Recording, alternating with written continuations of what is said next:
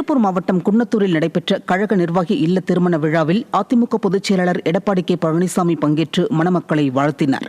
அந்தியூர் முன்னாள் சட்டமன்ற உறுப்பினர் EMR ராஜா என்கிற ராஜாகிருஷ்ணன் மகள் திருமண வரவேற்பு விழா நடைபெற்றது.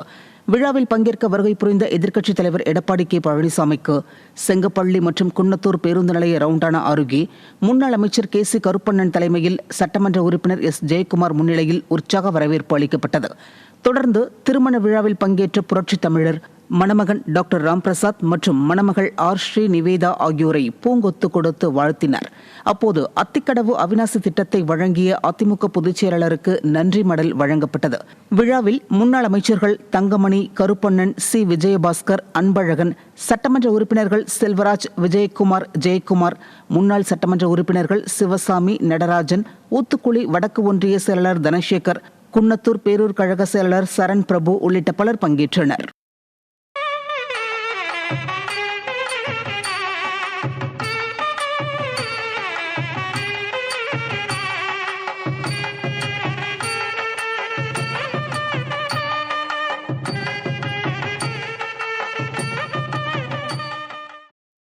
திருவள்ளூர் மாவட்டம் பூண்டி அருகே வாக்குச்சாவடி கிளை கழக நிர்வாகிகளுக்கான தேர்தல் பணி பயிற்சி கூட்டம் நடைபெற்றது.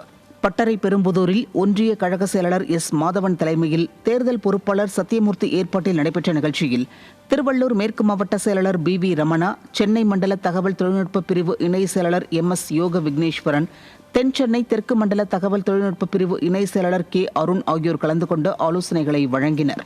காலம் பொன் போன்றது, கடமை கண் போன்றது என்பதை வலியுறுத்தும் வகையில் நிர்வாகிகளுக்கு கடிகாரம் வழங்கப்பட்டது.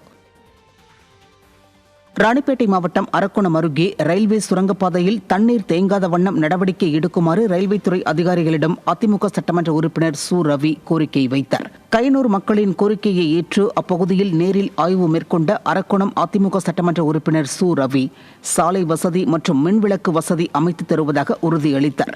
பின்னர் ரயில்வே அதிகாரிகளிடம் மழைக்காலங்களில் சுரங்கப்பாதையில் தண்ணீர் தேங்கா வண்ணம் முன்னெச்சரிக்கை நடவடிக்கை எடுக்க வேண்டும் என அவர் வலியுறுத்தினார்.